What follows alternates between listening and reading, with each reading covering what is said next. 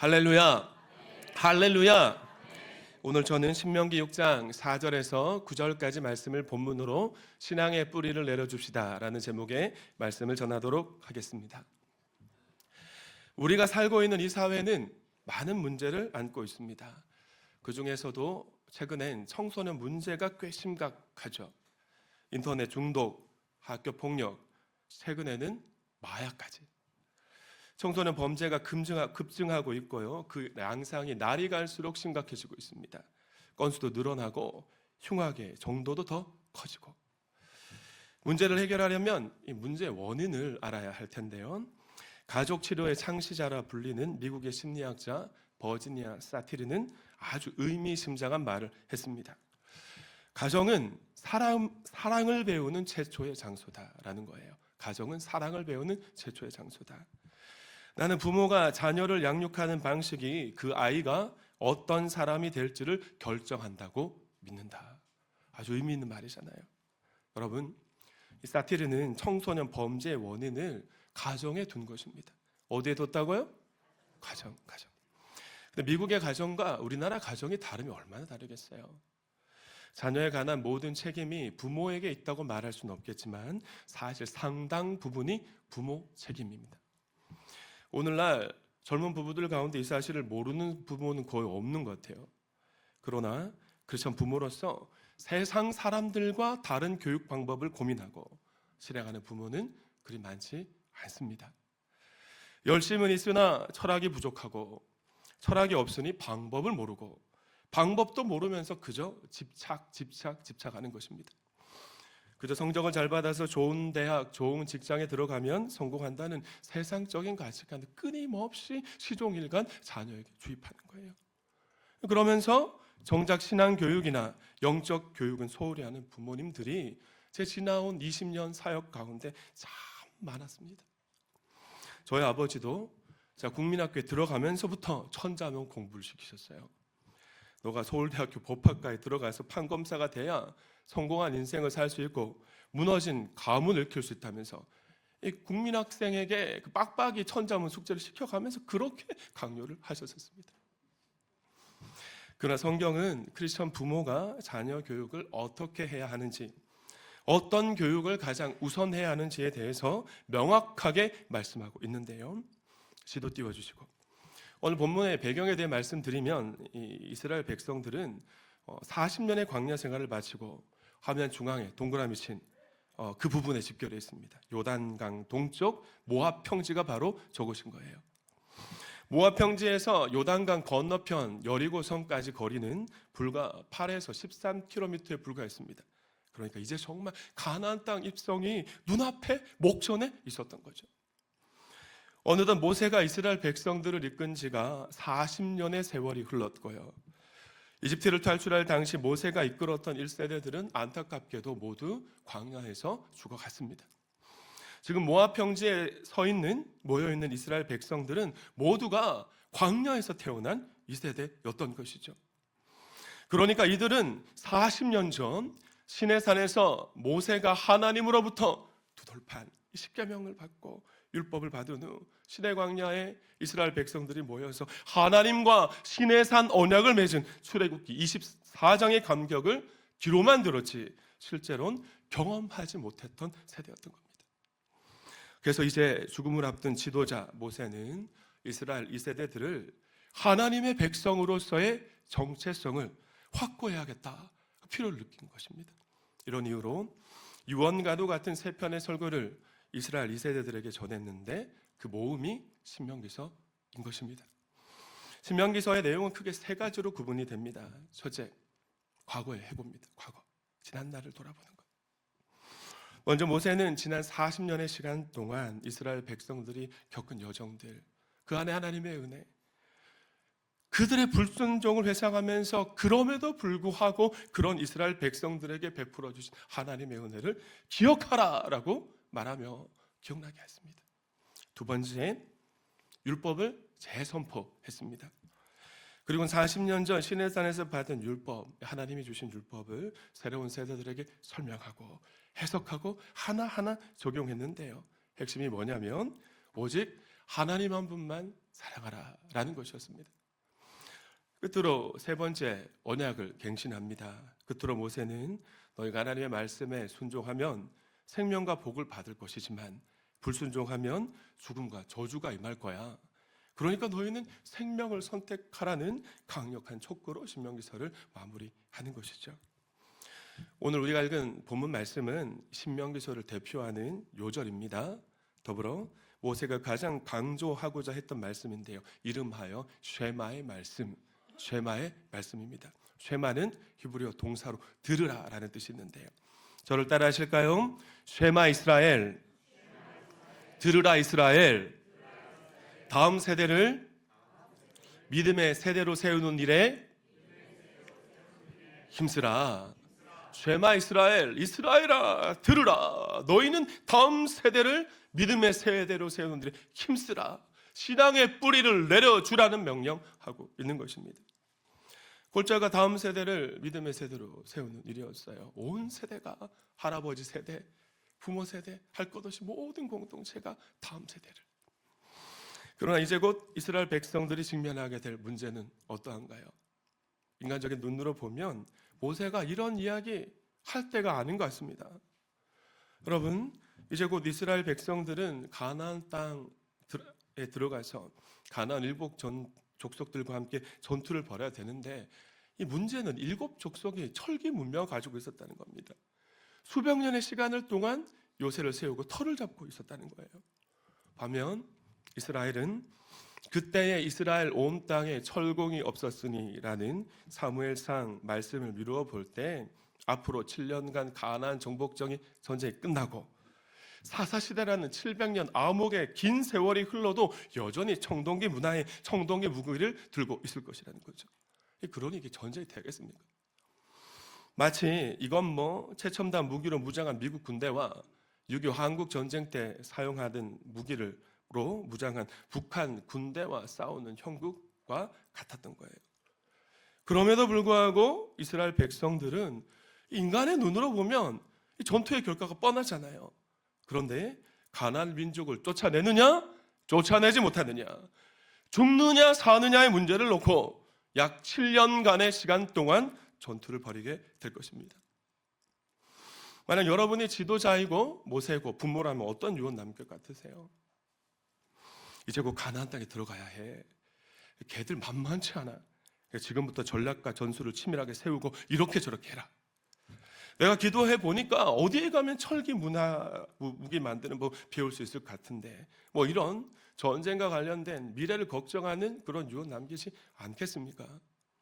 그러나 모세가 유언처럼 전한 말씀은요, 그런 내용이 아니었습니다. 가나안 땅에 들어가면 다음 세대 자녀를 믿음의 세대로 세우는 일에 힘쓰라 였던 것이에요. 사랑하는 도안가족 여러분, 도대체 모세는 왜 이렇게 융통성 없게 이런 상황 속에서 다음 세대 자녀 교육 이야기하고 있는 걸까요? 우선 그에게 믿음의 확신이 있었습니다. 이스라엘 백성들이 걸어온 40년의 시간을 돌아보면 주님을 빼고선 설명이 안 되네. 하나님의 기적이고 은혜였거든요. 그리고 자신의 삶을 돌아봐도 광야 생활 40년을 넘어 미디안 광야에서 목부 생활을 하던 40년, 또 그 앞에 거슬러 올라가서 파라오 왕궁에서 40년의 시간을 보냈던 자신의 120년 동안 세월을 돌아보니 당연한 것이 아니라 모두가 하나님의 은혜였고요. 여기까지 인도하신 하나님께서 지금까지 인도해 오신 그 방식 그대로 장래에도 이스라엘 백성들을 인도하시고 보호하실 것을 굳게 믿었기 때문에 그렇습니다.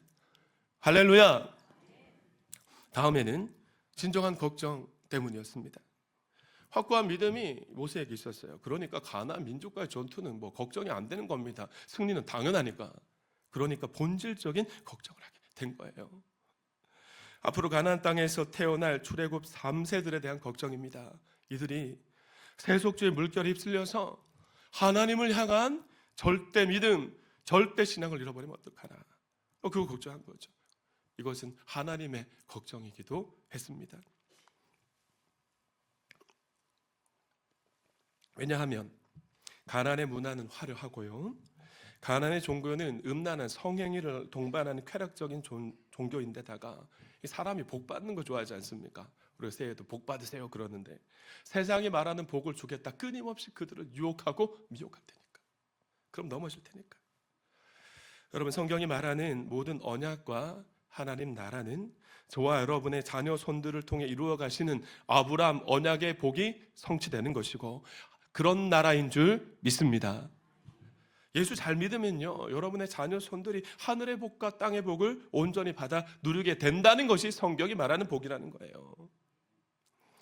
어제 유아세례 교육 말미에 엄마 두 분에게 아이를 향한 어떤 신앙적인 소망이 있습니까? 라는 질문을 제가 했습니다. 그랬더니 정나리 성도가 1년 후 우리 아들 서진이가 어린이 목자가 되었으면 좋겠습니다. 그런 소망을 놔두는 거예요. 제가 너무나 감사하고 깜짝 놀랐습니다. 그랬습니다만은 여러분, 오늘날 많은 믿음의 부모님들을 한번 가만히 떠올려 보시죠. 그들이 가진 자녀에 대한 걱정, 소망은 뭔가요? 좋은 대학에 진학하고 치열한 경쟁 속에서도 취업하고 결혼하고 성공하는 것 아닙니까? 과연 나의 자녀가 이 악하고 음란하고 패역한 세대 속에서 끝까지 믿음을 지켜낼 수 있을 것인가? 하나님의 자녀답게 하나님의 명예를 지키면서 하나님의 귀하게 쓰임받는 하나님의 사람이 될 것인가? 이런 문제로 고민하고 걱정하고 기도하는 부모가 그리 많지 않다는 것입니다. 그러나 오늘 저는 2부 연합 예배를 드리는 모든 부모님들이 모세와 같은 고민, 소망을 가질 수 있기를 소망합니다. 사랑하는 자녀를 세상에 빼앗기지 않도록 신앙의 뿌리를 내려주려면, 첫째, 부모가 먼저 하나님만 사랑해야 합니다. 부모가 누구를 사랑하라고요? 누구만? 하나님만. 먼저 4절 말씀을 세번역 성경으로 한 번 더 읽어주십니다. 시작.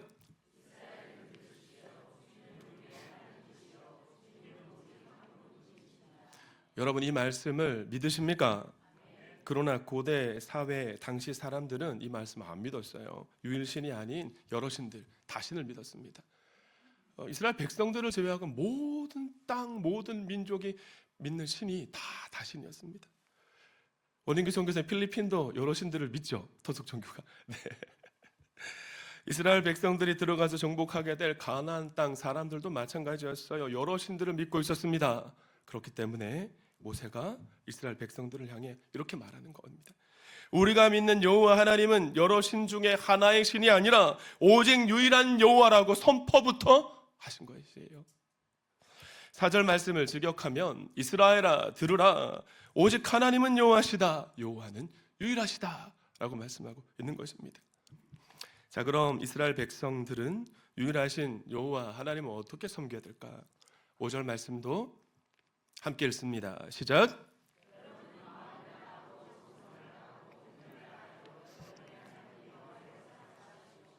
제가 얼마 전 새벽 예배 시간에 나눈 것처럼 여기서 마음은 지성과 감정, 정성은 생명, 힘은 소유와 에너지를 지칭합니다. 원문을 통하면.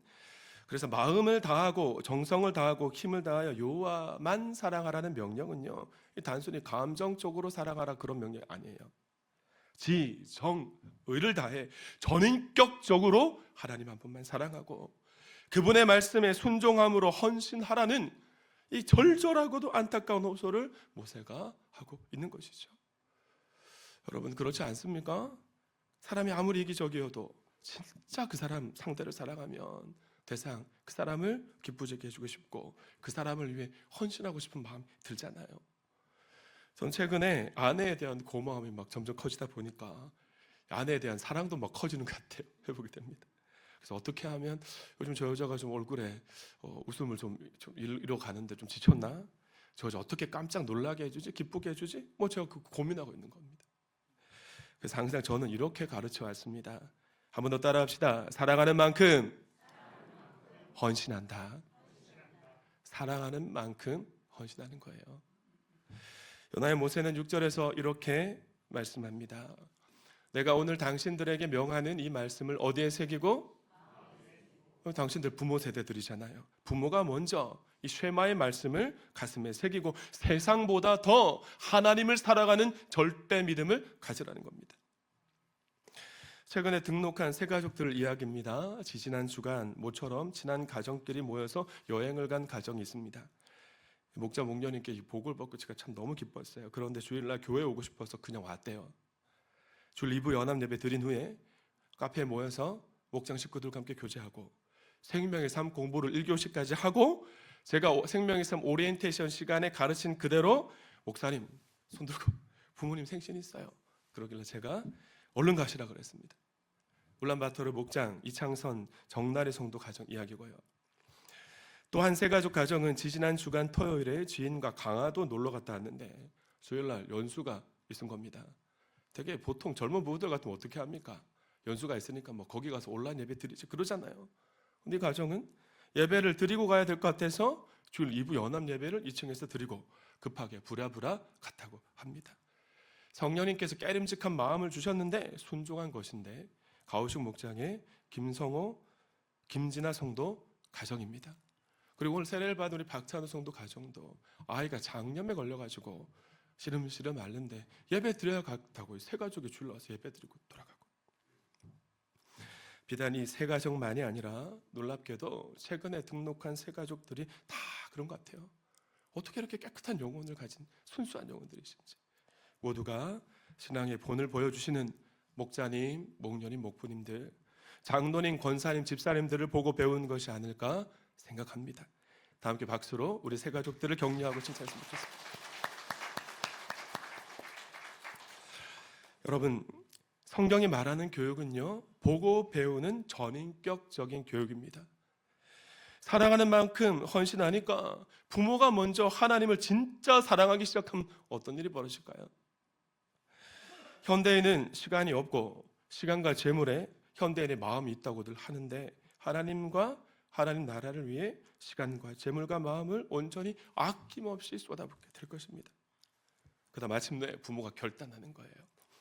놀러가는 일이나 학원 보충 수업보다 주일 연합 예배와 삶 공부와 목장 모임에 우선순위를 두고 그렇게 살아내면 자녀가 부모의 모습을 보고 신앙을 그대로 전수받게 될 것입니다. 아멘이십니까? 자녀가 있다 그러면 엄마 이 학원 보충 수업이 수료 일정 겹쳤어요. 어떻게 해야 돼요? 라고 질문하면 어떻게 답해야 됩니까? 1초도 망설임과 주저함 없이 무슨 소리야 수련회 가야지. 주일 예배가 우선이에요. 이번 여름 휴가는 일본 선교 같이 가자 이렇게 말할 수 있는 부모님들이 더욱 늘어갈 수 있기를 축원합니다. 축원합니다. 사랑하는 자녀를 세상에 빼앗기지 않도록 신앙의 뿌리를 내려주려면 두 번째, 부지런히 가르쳐야 됩니다. 7절 말씀 함께 읽습니다. 시작.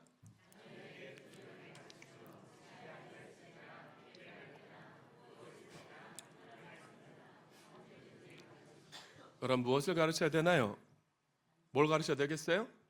그렇죠. 하나님의 말씀을 가르쳐야 됩니다. 한 번 더 따라합시다. 기독교 교육의 핵심은 하나님의 말씀을 가르치는 것이다. 아멘. 자, 그럼 하나님의 말씀을 어떻게 가르치면 되는가? 오늘 본문은 집에 앉아 있을 때나 길을 갈 때나 누워 있을 때나 일어나 있을 때나 말합니다. 언제든지 가르쳐야 됩니다. 여러분 모세가 이스라엘 백성들을 향해 이렇게 호소하듯 명령하고 있는 이유가 뭘까요? 이렇게 가르쳐야만 사랑하는 우리의 자녀를 어둠에 빼앗기지 않고 자녀에게 신앙의 뿌리를 내려줄 수 있기 때문에 그렇습니다. 8절 말씀도 보실까요? 함께 읽습니다. 시작.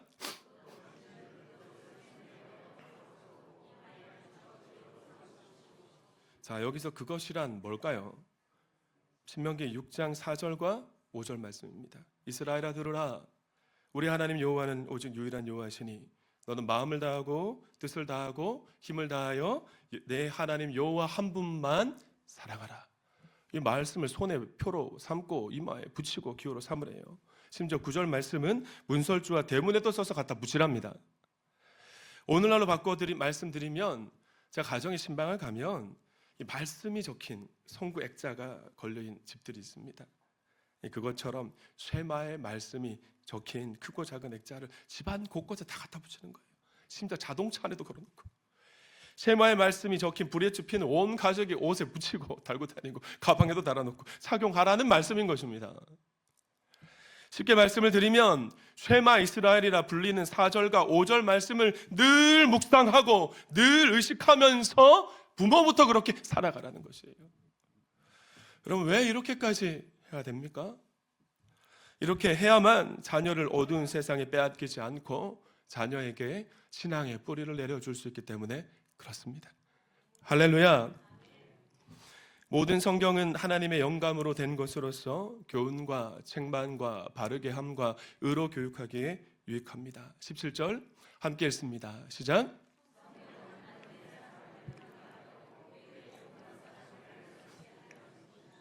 자, 우리가 이 말씀을 보면요, 하나님의 말씀에는 온갖 기능이 다 담겨 있습니다. 우리가 자녀에게 이루어주고 싶은, 자녀가 이렇게 살아가면 좋겠다, 유능하게 되고, 요즘 막 인성교육 막 이야기하는데 한때 그렇게 좋은 성품을 가진 선한이라는 아이로 자라갔으면 좋겠다라는 바람을 모든 부부가 다 갖고 있지 않습니까?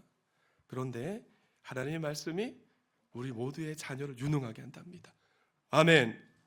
좋은 성품을 가져서 온갖 선한 일을 할 수 있는 영적 고목으로 하나님의 말씀이 자라게 가게 하신다는 거예요. 아멘이십니까? 그러나 오늘 우리 자녀들의 교육 환경을 보면 안타깝게 그지 없습니다. 한 주간 168시간 내내 세상 이야기 들으면서 직간접적으로 가르침 받죠. 요즘 애들은 뭐 새로운 친구들 알려고 할 때 전화번호 물어보지 않고 인스타 계정 물어보고 이렇게 친구 추가한다고 하는데, SNS나 유튜브와 같은 미디어 홍수 속에 폭 빠져서 그냥 살아갑니다. 그러나 우리 교회는 가정교회에서 주중에 한 번 더 목장 모임에 참석하죠. 최근엔 수요 성령 집회에 자녀와 함께 예배 드리는 분들이 늘어가서 얼마나 다행이고 얼마나 감사한지 모르겠어요. 자, 그러나 그렇지 못한 가정의 자녀는 어떨까요? 불과 일주일에 1시간에서 2시간 남짓 교회 와가지고 유아부, 초등부, 청소년부 예배 시간에 말씀 듣습니다. 과연 168분의 1이라는 이 말도 안 되는 열악한 상황 속에서 여러분의 자녀가 끝까지 신앙을 지켜낼 수 있다고 어떻게 확신하십니까? 특별히 청소년부 자녀를 둔 부모님들에게 간곡하게 부탁을 제가 드립니다. 당부를 드립니다. 시험 기간에 교회 안 보내시는 것까지는 이해가 안 되지만 이해하려고 제가 노력하겠습니다. 그러나 반드시 아이가 주일날 예배를 드리고 돌아오면 확인해 주세요. 오늘 전도사는 무슨 말씀하셨니? 목장 모임 참석하고 왔니? 땡땡이 까고 왔니? 목장 모임 시간에 무슨 나눔했니? 물어보고 확인해야 됩니다. 이 청소년 시기가 지나가면 이제 애들이 머리가 커지니까 이제 좀 반항하잖아요. 시대가 좀 늦었어요. 엄마 왜 안 하던 짓 하고 그래? 하던 대로 해. 그럴 수 있지만 이벤트 선물을 걸어서라도 확인하는 작업이 필요한 것입니다. 그렇게 할 때 살아가는 자녀를 어두운 세상에 빼앗기지 않고 신앙의 뿌리를 내려줄 수 있습니다. 제가 동암의 역사에 담긴 이제 액자를 좀 식당에 벽에 좀 걸어볼까 하고, 여러분이 주신 사진 외에도 이제 좀 교회 온라인 플랫폼에 보면 2018년부터의 사진들이 있습니다.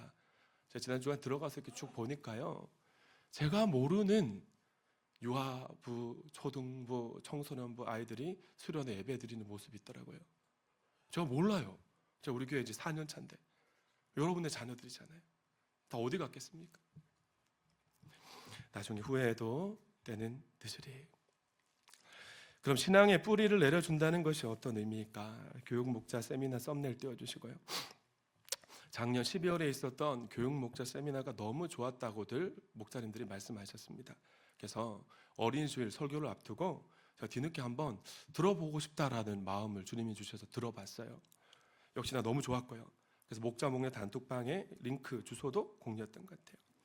강사로 오신 유지혜 전도사님 강의 영상을 틀어드리면 가장 좋겠지만, 영상을 틀어드리면 이 배경 백화면만 보이고 PPT만, 전도사님 얼굴이 안 보여서 제가 최대한 전달해 보도록 하겠습니다. 첫 번째, 여러분 새싹이 여러분 쪽 왼쪽 땅에 있는 거 보이시죠? 왼쪽 땅에 있는 작은 새싹이라고 생각해 봅시다. 저렇게 오른쪽 땅에 옮겨 놓으려면 작은 새싹이니까 몇 명이 필요할 것 같아요?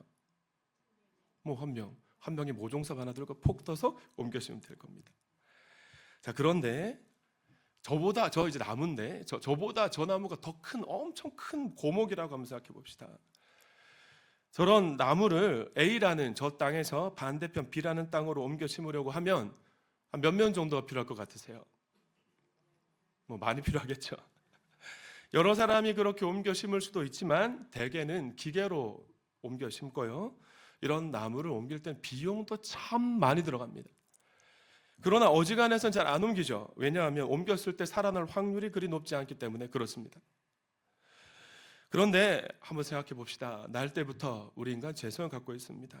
그런 인간에게 주일학교가 필요하고 자녀와 함께 목장 모임에 참여하는 것은 당연히 필요하고 가정 목장이 필요한 이유는 당연히 신앙의 뿌리를 미리 내려주기 위해서인데요. 첫째, 자녀가 비신자였다면 세상이라는 땅에 뿌리가 깊이 내려져서 옮기는 거 쉽지 않기 전에 하나님의 땅에 먼저 옮겨 심는 작업이 필요하기 때문에 그렇습니다. 둘째, 모태신앙으로 태어난 자녀라면 세상의 가치관이 아이들의 심령에 깊이 뿌리 내리지 않도록 먼저 신앙의 뿌리를 깊이 뿌리 내려주는 것이죠. 사람이 나이가 들면 잘 안 바뀐다고 하잖아요. 통계적으로 65세가 넘으면 종교를 절대로 못 바꾼다고들 합니다. 왜냐하면 종교를 바꾸는 일은 세계관과 가치관과 신념을 내려놓고 바꾸는 일이기 때문에 그런 거예요.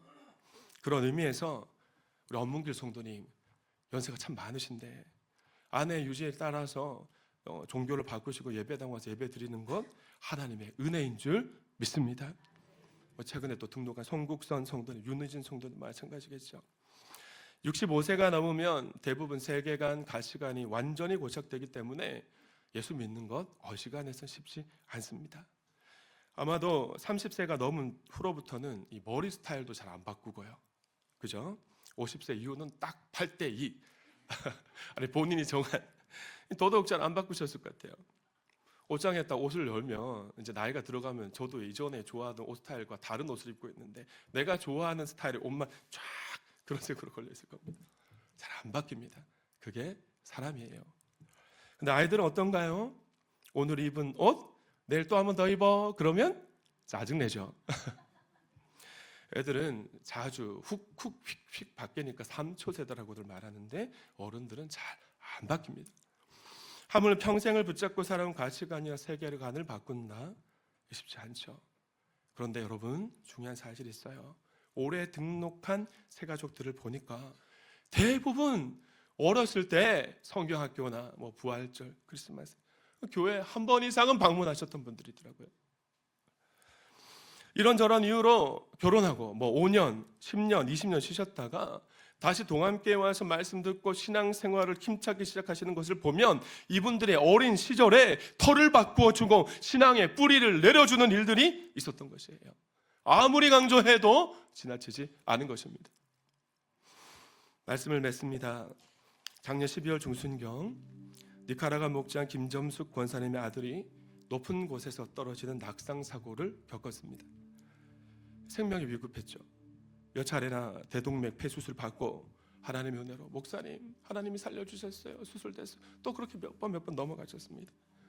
이 권사님이 만나는 사람마다 하나님이 살려주셨습니다. 너무 감사해요. 활짝 웃으면서 인사를 하시니까 이제 괜찮아졌나 보다라고 생각을 하고 있었는데 새벽 차량 운행할 때 우리 이덕순 권사님이 목사님 김점숙 권사님 새벽에 안 보이는데 아들 좀 괜찮아요? 라고 묻는 거예요. 그래서 얼마 전 양평에 있는 국립교통재활병원에 옮겼다고 해서 신방을 다녀왔습니다. 저는 아직도 병원 신방 못한 줄 알았거든요. 그런데 신방 갔더니 수심이 가득한 얼굴을 한 아들이 휠체어를 타고 수심이 더 가득한 아내가 휠체어를 끌고 나왔어요. 근데 권사님이 끊임없이 하나님의 말씀을 가지고 긍정적인 생명 언어를 막 선포하는 겁니다. 정빈아 하나님이 함께 하셔. 하나님 반드시 일어나 걷게 하실 거야. 목사님 얼마 전 선포하신 말씀에 38년 된 병자도 예수님이 일으켜 주셨어. 너도 일으켜 주실 거야. 저도 생명 언어로 기도했더니 아들의 얼굴이 좀 환해져요. 이거 엄마가 목사님 말씀에 아멘 해야지 그러니까 아멘. 배시 주시면서 팔로 콤파스 목장 시절 매주 목장 모임 시간마다 아들 내외와 딸의 신앙 회복을 위해서 권사님이 기도 제목을 내셨습니다.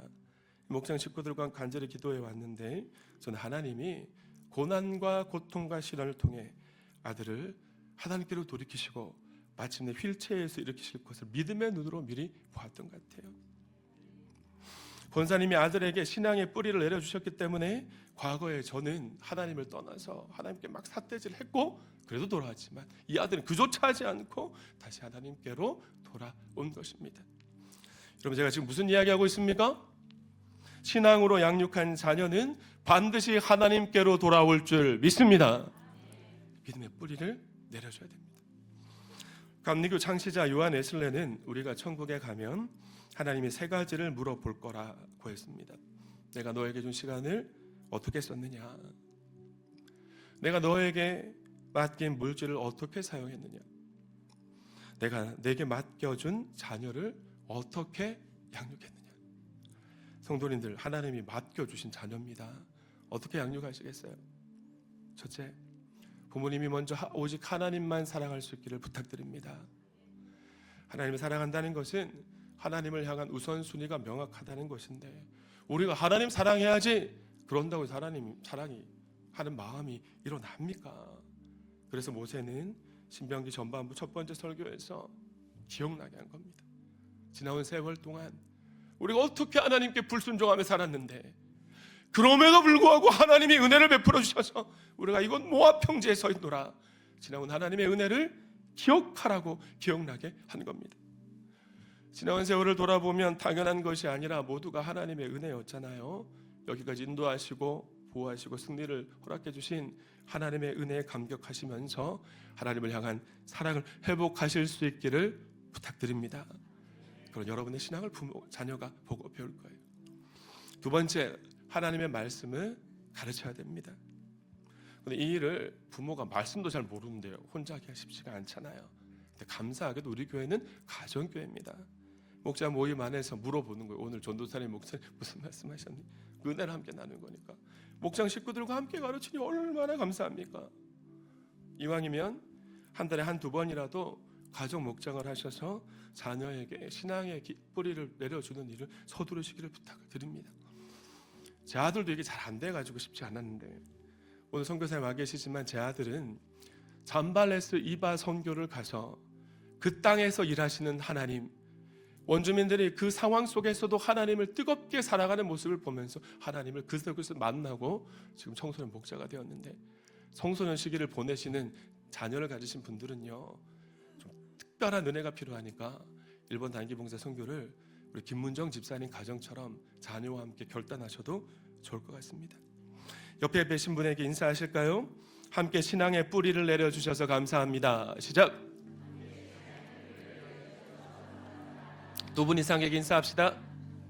한 번 더 시작. 함께 신앙의 뿌리를 내려주셔서 감사합니다. 성도님들, 신앙의 뿌리가 내려진 하나님의 사람은 믿음의 추억이 있는 하나님의 교회를 절대로 떠나지 않고요, 떠났다가도 다시 돌아올 줄 믿습니다. 그 하나님의 역사를 기대하며 하나님께 영광의 박수 올려드립니다.